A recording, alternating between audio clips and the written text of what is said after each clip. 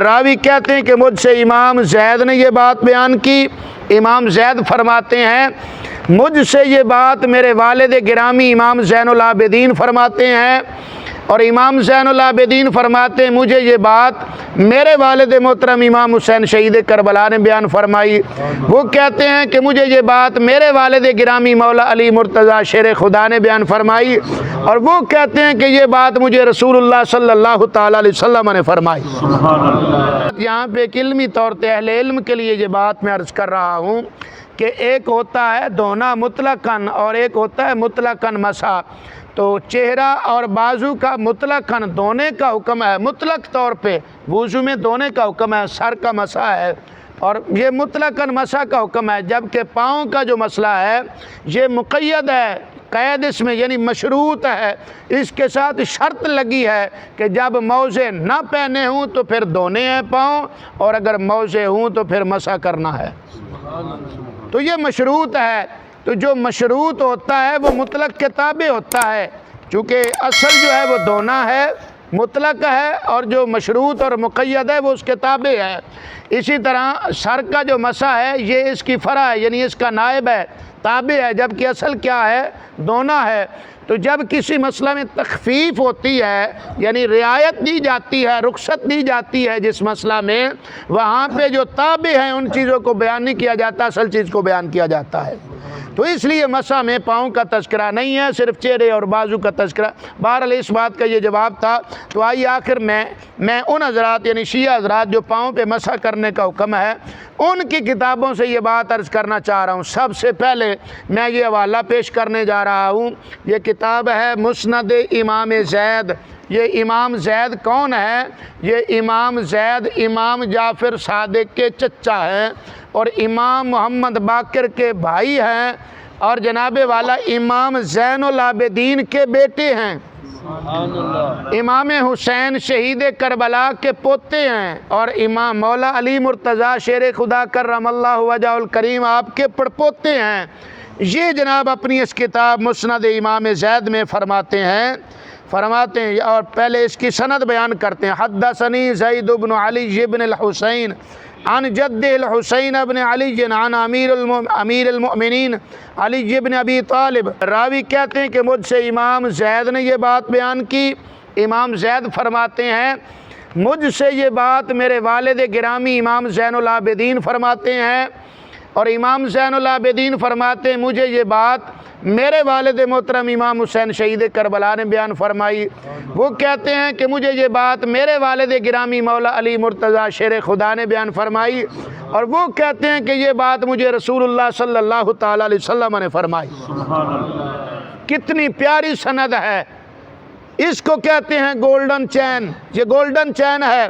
فرماتے میرے مصطفیٰ کریم صلی اللہ تعالیٰ علیہ وسلم نے وضو فرمایا، اپنے چہرہ مبارک کو 3 مرتبہ دھویا، یعنی 3 مرتبہ کلی فرمائی، 3 مرتبہ ناک میں پانی ڈالا، 3 مرتبہ چہرہ مبارک دھویا، اور پھر فرماتے ہیں کہ اپنے بازوؤں کو 3 مرتبہ کونیوں سمیت دھویا، سر کا مسح کیا 1 مرتبہ، پھر فرماتے ہیں پھر آپ نے اپنے دونوں پاؤں کو 3 مرتبہ دھویا۔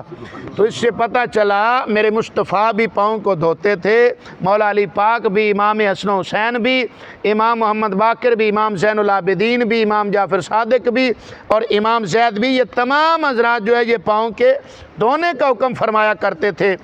دوسرے نمبر پہ میں یہ حوالہ پیش کرنے چاہ رہا ہوں، یہ کتاب ہے فروع کافی، شیعہ حضرات کی سب سے چوٹی کی کتاب ہے، فقہ کی کتاب ہے۔ اس کا جو لکھنے والا ہے اس شخص کا نام ہے محمد بن یعقوب کلینی۔ اس شخص کی وفات ہوئی ہے 328 ہجری میں، ایک قول کے مطابق، اور دوسرا قول 329 کا ہے۔ بہرحال 2800 یا 2900 ایک سال سے کوئی فرق نہیں پڑتا، 328 یا 329 میں اس کی وفات ہوئی، دونوں قول ہیں، یعنی آج سے تقریباً 1100 سال پرانی کتاب ہے۔ یہ شیعہ حضرات کی کتاب ہے۔ اس میں جناب والا امام جعفر صادق سے روایت لائے ہیں۔ امام جعفر صادق یہ کون ہے؟ امام محمد باقر کے بیٹے ہیں، اور امام زین العابدین کے پوتے ہیں، اور جناب والا امام حسین شہید کربلا کے پڑپوتے ہیں۔ ان سے روایت لائے ہیں۔ وہ وضو کا طریقہ بیان فرماتے ہوئے، یعنی امام جعفر صادق سرکار آپ وضو کا طریقہ بیان فرما رہے ہیں، تو وضو کا طریقہ بیان فرماتے ہوئے فرماتے ہیں کہ اپنے چہرے کو دھونا چاہیے وضو میں، اور فرمایا پھر دائیں بازو کو دھونا چاہیے، بائیں بازو کو دھونا چاہیے، سر کا مسح کرنا چاہیے۔ پھر فرماتے ہیں ان نسیتا مسح رأسک حتی تغسل رجلیک، فرماتے ہیں اگر تو سر کا مسح کرنا بھول جائے، پاؤں کو دھو لے تو تجھے بعد میں یاد آئے، تو فرماتے ہیں فامسح رأسک ثم اغسل رجلیک، فرماتے ہیں پھر دوبارہ سر کا مسح کر، سر کا مسح کرنے کے بعد پھر اپنے دونوں پاؤں کو باری باری دھو لے۔ تو یہاں دھونے کا حکم ہے۔ اور پھر دیکھیں ان لوگوں کی خیانت اور بددیانتی۔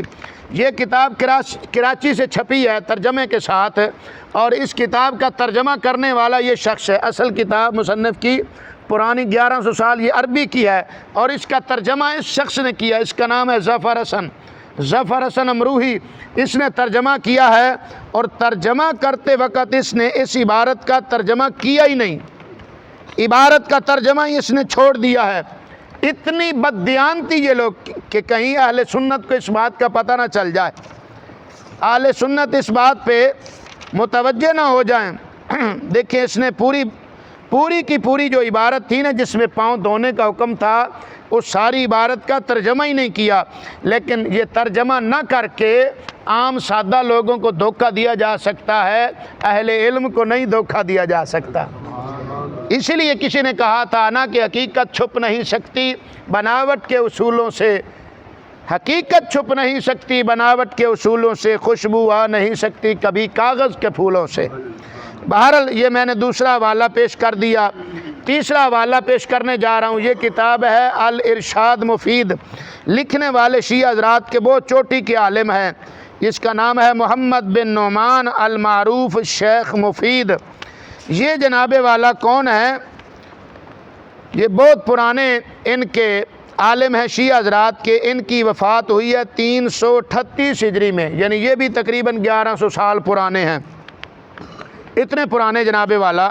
ان کی کتاب الارشاد، اس کتاب میں جناب والا امام موسیٰ کاظم، یہ امام جعفر صادق کے بیٹے ہیں، 7ویں امام جن کو کہا جاتا ہے، یہ امام موسیٰ کاظم کے پاس ایک شخص جس کا نام تھا علی بن یقطین، اس نے خط لکھا، کہتا ہے کہ ہمارے ہاں وضو کے بارے میں اختلاف ہو چکا ہے کہ پاؤں دھونے چاہیے یا مسح کرنا چاہیے، تو آپ اس بارے میں ہماری رہنمائی فرمائیں، ہمیں کیا کرنا چاہیے۔ تو امام موسیٰ کاظم سرکار آپ اس کو جواب میں خط لکھتے ہیں، اور وضو کا طریقہ لکھتے ہوئے فرماتے ہیں فَكَتَبَ إِلَيْهِ ابو الحسن، امام ابو الحسن موسیٰ کاظم سرکار اس کی طرف خط لکھتے ہوئے فرماتے ہیں فَهَمْتُ مَا ذَكَرْتَ مِنَ الْاِخْتِلَافِ فِي الْوُضُوءِ، میں نے تیری یہ بات سمجھ لی ہے جو تو نے کہا ہے کہ وضو میں ہمارا اختلاف ہو چکا ہے۔ فرماتے ہیں وَالَّذِي آمُرُكَ بِهِ فِي ذَلِكَ، فرماتے ہیں اب میں تجھے جو حکم دیتا ہوں نا تم نے اس پہ عمل کرنا ہے۔ وہ کیا حکم دیا؟ فرمایا ان تمدمد ثلاثاً، فرمایا 3 مرتبہ کلی کرنی ہے، وتستنشق ثلاثاً، فرمایا 3 مرتبہ ناک میں پانی ڈالنا ہے، وتغسل وجہک ثلاثاً، 3 مرتبہ چہرہ دھونا ہے، وتخلل شعر لحیتک، پھر فرمایا داڑھی کا خلال بھی کرنا ہے، وتغسل یدک الی المرفقین، فرمایا ثلاثاً، فرمایا 3 مرتبہ اپنے دونوں بازوؤں کو کونیوں سمیت دھونا ہے، وتمسح رأسک کلہ، اور اپنے سارے سر کا مسح کرنا ہے، وتمسح ظاہر اذنیک وباطنہما، اور کانوں کا اندرلا حصہ اور باہرلا حصہ دونوں پہ مسح کرنا ہے۔ پھر فرماتے ہیں وتغسل رجلیک الی الکعبین ثلاثاً، 3 مرتبہ اپنے دونوں پاؤں کو ٹخنوں سمیت دھونا ہے۔ یہ ان کے عالم شیعہ حضرات جو کہتے ہیں پاؤں دھونے نہیں مسح کرنا چاہیے، وہ بھی یہ کہہ رہے ہیں امام موسیٰ کاظم سرکار آپ سے جو 7ویں امام ہیں، امام جعفر صادق کے بیٹے ہیں، ان سے روایت کرتے ہوئے کہہ رہے ہیں وہ کیا طریقہ بتا رہے ہیں وضو کا۔ فرماتے ہیں کہ وضو میں پاؤں پر مسح نہیں بلکہ پاؤں، اونچی بولیے، پاؤں دھونے ہیں، وضو میں پاؤں پر مسح نہیں، پاؤں دھونے ہیں۔ اچھا عرصہ دراز تک یہ بات چلتی رہی تو ایک مرتبہ امام موسیٰ کاظم سرکار کے پاس کسی شخص نے ان کے اسی مرید علی بن یقطین کے بارے میں کسی نے شکایت کی کہ وہ آپ کا جو طریقہ ہے نا وضو کا اس کے مطابق وضو نہیں کرتا۔ آپ نے رشید نامی اپنے ایک شخص کو بھیجا، فرمایا جا چھپ کر دیکھ وہ کیسے وضو کرتا ہے۔ تو وہ گیا، اس نے دیکھا کہ علی بن یقطین کیسے وضو کرتا ہے۔ جب اس نے دیکھا تو یہ پوری وہی روایت آگے نقل کر کے کہتے ہیں اس نے اسی طرح کیا، اپنا چہرہ دھویا، بازو دھوئے، سر کا مسح کیا، پھر کیا کیا وغسل رجلیہ، اپنے پاؤں کو دھویا۔